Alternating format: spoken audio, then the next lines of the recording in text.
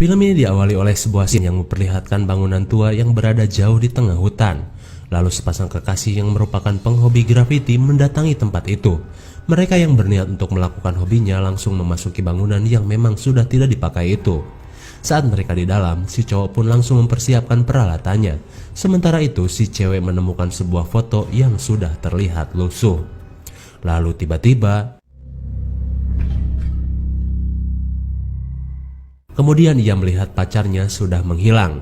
Si cewek langsung mencari kekasihnya itu. Ia tidak mengetahui bahwa ada sesuatu yang mengintai dirinya. Ia pun melanjutkan pencarian ke ruangan lain. Kemudian ia menemukan sebuah ruangan bawah tanah di tempat itu. Karena penasaran, ia pun memeriksanya. Lalu tiba-tiba ia kaget saat melihat seseorang yang berusaha mengejarnya. Saat ia melarikan diri, si cewek malah terjatuh hingga pada akhirnya ia tertangkap seseorang yang misterius. Dan film Derelict pun baru dimulai. Kemudian scene pun beralih ke 3 orang sahabat yang lagi OTW ke suatu tempat. Tak berapa lama mereka berkendara, akhirnya mereka melanjutkan perjalanan dengan berjalan kaki. Karena tujuan mereka berada di tengah hutan. Lalu seorang bernama Andre, kalau pakai Taulani enak gak sih? Ia mengatakan bahwa ia mengajak kedua temannya itu untuk mengunjungi sebuah pembangkit listrik tua. Dan karena sebuah postingan video di medsos, Andre juga penasaran untuk mendatanginya. Kedua temannya pun merasa konyol dengan tujuan mereka itu. Karena Andre bisa-bisanya percaya dengan video dari orang yang gak ia kenal. Singkat waktu, mereka akhirnya sampai di tujuannya itu. Dan pembangkit listrik tua itu tidak lain adalah bangunan tempat sepasang kekasih tadi di awal-awal scene. Dan bangunan yang memang sangat besar itu membuat mereka penasaran. Tanpa berlama-lama mereka pun memasukinya. Saat berada di sana, mereka langsung melihat-lihat setiap ruangan di bangunan itu. Lalu seorang yang bernama Rowan melihat sebuah lorong yang membuatnya penasaran. Kemudian ia mengambil gambar di lorong tersebut. Akan tetapi, karena dipanggil temannya, ia tidak sempat melihat hasil fotonya itu. Kemudian mereka menemukan bekas tempat tidur yang berada di ruangan lainnya. Mereka merasa heran, kenapa ada orang yang mau tinggal di tempat seperti ini? Apakah gembel atau orang gelo? Gak ada yang tahu. Lalu tanpa sengaja Rowan menginjak sebuah jarum suntik yang berada di sana. Sontak Michael pun mengambilnya. Takutnya jarum suntik itu bekas pecandu atau orang penyakitan. Atau juga vaksin yang belum teruji klinis. Lalu Andre mengatakan, mungkin itu hanya bekas anak muda bangor di sekitar bangunan yang doyan main suntik-suntikan. Tapi Michael tidak percaya, karena memang tempat itu berada jauh dari pemukiman. Mereka pun cekcok dengan pendapatnya masing-masing, tapi Rowan berhasil menenangkan teman-temannya itu. Kemudian mereka kembali menyusuri setiap ruangan di tempat itu. Tapi saat Michael menyarankan untuk mengecek sebuah ruangan, Andre lebih memilih untuk mencari ruangan perawatan di bangunan itu. Michael pun heran dengan keinginan Andre. Tak lama kemudian, Rowan mendengar sebuah suara. Karena suara yang kurang jelas, mereka berusaha untuk tidak gaduh saat berada di sana. Lalu saat mereka mengecek hasil foto Rowan, Michael menemukan sebuah foto yang terlihat menyeramkan. Akan tetapi Andre menganggap itu hanyalah reruntuhan bangunan atau sebuah grafiti. Merasa bukan sesuatu yang berarti, mereka melanjutkan petualangan di bangunan itu. Lalu saat Michael akan mengambil senter, tak sengaja ia melihat foto yang membuatnya teringat akan masa lalunya. Akan tetapi Andre mengatakan bahwa Michael harus bersyukur karena sudah terbebas dari masa lalunya yang kelam. Mungkin kita masih ingat foto itu saat di scene awal tadi ya. Kemudian mereka melihat sebuah lorong yang terlihat sangat gelap. Karena penasaran, Andre mengajak mereka untuk memeriksanya. Lalu tiba-tiba Rowan kembali mendengar suara yang mencurigakan. Dirasa ada sesuatu yang tidak beres, mereka pun berniat untuk keluar dari bangunan itu. Akan tetapi,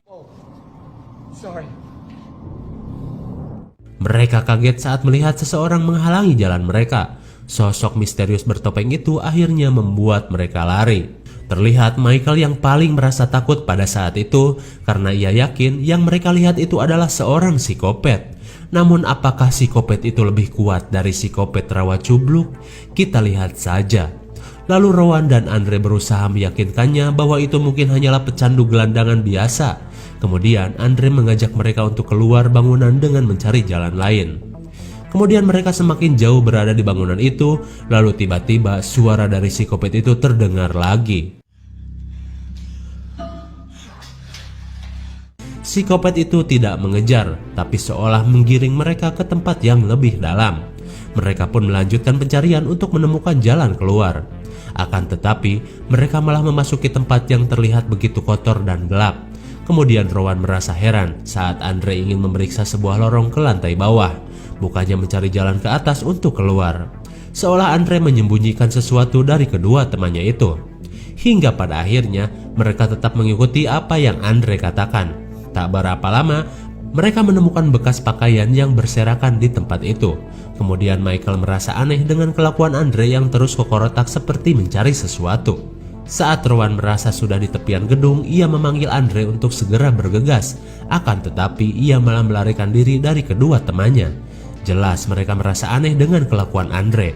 Kemudian mereka berusaha menyusulnya, tetapi tetap saja ia tidak menghiraukan ajakan temannya itu dan terus melakukan pencarian. Sementara itu, kedua temannya semakin gelisah karena suara psikopat itu terdengar lagi, dan kali ini suara itu semakin mendekati mereka. Hingga pada akhirnya mereka pun lari dari tempat itu, akan tetapi mereka malah menemukan jalan buntu. Kemudian mereka pun memutar balik dan memasuki sebuah ruangan lain. Saat Michael merasa ada yang bau yang tidak enak, ia berusaha mencari tahu apa sebenarnya itu. Akan tetapi ia jatuh terkena jebakan dan parahnya ia pun kaget saat mengetahui sebuah suntikan menancap di lengannya dan sesuatu dalam suntikan itu telah masuk ke dalam tubuhnya. Kemudian mereka mendengar seorang yang berada tidak jauh dari tempat itu. Dengan hati-hati mereka memeriksanya dan ternyata mereka menemukan seorang pria bewok yang senasib dengan mereka. Saat Andre mengatakan apa yang kau cari di tempat itu, si bewok itu menjawab, "Kamu juga mencarinya kan?" Jelas Rowan merasa heran karena ia tidak mengerti apa yang mereka bicarakan. Kemudian si bewok mengatakan bahwa ia mengetahui tempat yang sebenarnya Andre cari dan ia tahu setiap orang yang kesini pasti berniat untuk mencarinya. Lalu Andre menyuruhnya untuk membawanya ke tempat yang selama ini Andre cari.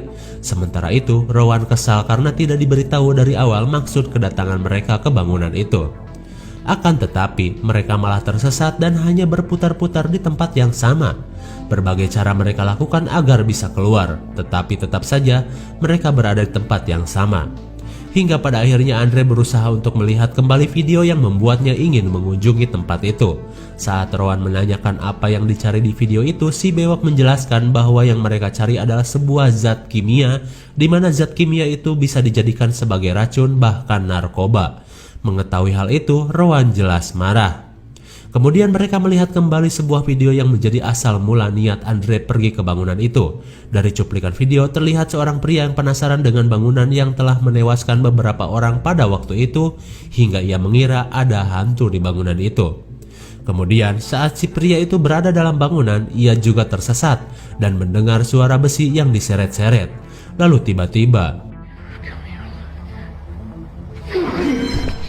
mereka pun kaget saat mengetahui bahwa si pria itu sudah dibunuh. Tak lama kemudian Michael merasakan efek racun dari suntikan yang tadi menusuknya, tapi ia masih bisa menahan rasa mual yang ia derita. Kemudian Andre menyuruh mereka berpencar untuk mencari jalan. Saat Michael dan Rowan pergi, Andre menyuruh si bewok untuk memberitahu kembali tempat di mana zat kimia itu berada. Kemudian si bewok pun membawanya ke tempat yang sudah diketahuinya itu. Sesampainya di sana, si bewok menunjukkan zat kimia berbahaya yang memang terlihat seperti air comberan atau septic tank cubluk. Terlihat ia begitu menikmati saat mencium aroma dari cairan itu. Lalu si bewok menyuruh Andre untuk mencobanya. Seketika Andre langsung fly dengan efek yang sangat kuat. Ih, jijai sekali. Siapa tahu itu adalah yang sudah berfermentasi. Lalu tiba-tiba si bewok mengeluarkan topeng yang sudah dikenali Andre sebelumnya. Rupanya si bewok yang bersamanya tadi itu adalah psikopat yang selama ini memburunya. Kemudian ia berusaha untuk melarikan diri, tapi apalah daya. Ia yang sudah teler hanya bisa berjalan sempoyongan, dan dengan mudahnya psikopat itu membunuh Andre yang sudah tidak berdaya. Kejadian itu terdengar oleh Michael. Kemudian mereka bergegas untuk mencari sumber suara itu. Akan tetapi mereka hanya menemukan senter milik Andre saja. Ditambah lagi ceceran darah membuat mereka mengira sesuatu yang buruk telah menimpa temannya itu. Hingga pada akhirnya mereka menemukan Andre sudah terkapar tewas mengenaskan. Dan sungguh tanpa diduga, sosok psikopat yang mereka takutkan sedang nongkrong dengan linggis di dekat mereka. Mereka pun langsung melarikan diri dari tempat itu, akan tetapi efek racun membuat Michael tidak bisa berlari dengan cepat. Sementara itu, Rowan yang tidak memperdulikan temannya terus saja berlari mengikuti tanda yang telah mereka buat. Akan tetapi, senter miliknya lowbat dan membuatnya tidak bisa berlari kemana-mana. Lalu ia menemukan sebuah kamera di dekatnya. Dengan cahaya dari blitz, ia menerangi jalannya untuk melarikan diri. Tapi tiba-tiba, karena suasana gelap, ia berhasil melarikan diri. Sementara itu, Michael terus berusaha mencari jalan keluar dengan racun di tubuhnya. Kemudian tanpa sengaja ia menemukan zat kimia yang membuatnya penasaran. Michael pun terlelap karena mencium cairan itu. Tapi ia terus berusaha untuk keluar dari tempat itu, lalu tiba-tiba kehadiran Rowan mengagetkannya. Michael pun merasa kesal karena ia telah meninggalkannya. Tapi tak lama kemudian mereka mendengar kembali suara psikopat itu. Dengan segera mereka pun langsung lari. Dan hingga pada akhirnya mereka berhasil menemukan jalan keluar. Akan tetapi psikopat sudah menghadang jalan mereka. Michael pun panik sementara Rowan yang kesal dengan ketakutan Michael, ia tidak sadar bahwa psikopat sudah meluncur untuk menyerang. Baku hantam pun terjadi. Meskipun takut, Michael berusaha memberanikan diri untuk membantu kawannya itu. Namun apalah daya, psikopat itu lebih jago dan membuat Michael tidak berdaya. Tapi saat melihat temannya dihajar, Rowan menganggap itu adalah kesempatannya untuk kabur daripada menolongnya. Sementara Michael pingsan, Rowan berhasil melarikan diri. Akan tetapi psikopat itu berusaha mengejarnya. Dengan keadaan Rowan yang terluka, akhirnya Rowan berhasil ditangkap psikopat itu. Dan Rowan pun akhirnya tewas. Tak lama kemudian Michael tersadar dan berhasil menghampiri mereka. Lalu kemudian ia pun berhasil menghajar psikopat itu sampai mati. Ternyata tidak sekuat yang dibayangkan ya. Kemudian ia melihat Rowan yang tidak peduli padanya kali ini telah mati. Karena kesal, Michael pun menghajarnya sampai kepalanya berantakan. Kemudian ia teringat akan foto bersama istrinya yang selalu membuatnya bersedih. Hingga pada akhirnya ia berniat untuk menjadi seperti psikopat itu. Daripada pulang dan kembali ke kehidupan lamanya, tapi ia kaget saat ia mengetahui bahwa psikopat itu adalah si bewok yang tadi bersamanya. Kemudian Shin pun memperlihatkan sebuah adegan yang seperti di awal tadi. Kayaknya inget nih, ada plot twist sepertinya ya. Dimana sepasang kekasih memasuki bangunan bekas pembangkit listrik. Lalu dari pandangan Michael kita bisa tahu bahwa seorang yang misterius di awal scene tadi adalah Michael. Dalam artian kejadian ini adalah awal dari sebelum kedatangan pasangan kekasih itu. Dan film The Relic pun berakhir. Gimana? Cukup menegangkan bukan? Sebenarnya film ini menceritakan sebuah bekas pembangkit listrik yang memiliki limbah berbahaya. Atau bisa saja cubluk ya. Akan tetapi bisa kita simpulkan bahwa psikopat itu sebenarnya berusaha melindungi zat kimia dari penyalahgunaan orang-orang yang tidak bertanggung jawab. Kemudian di akhir cerita kita diperlihatkan dengan sosok Michael yang seolah menjadi psikopat juga. Karena daripada ia pulang dan kembali ke masa lalunya yang kelam, ia lebih memilih untuk tinggal di bangunan itu. Atau bisa saja itu dari efek cairan zat kimia yang berbahaya itu yang membuat pikirannya menjadi gila atau apalah. Pokoknya seperti itu. IMDb untuk film ini adalah 4,6 dan menurut Sakayang cocok diberi nilai 5,0.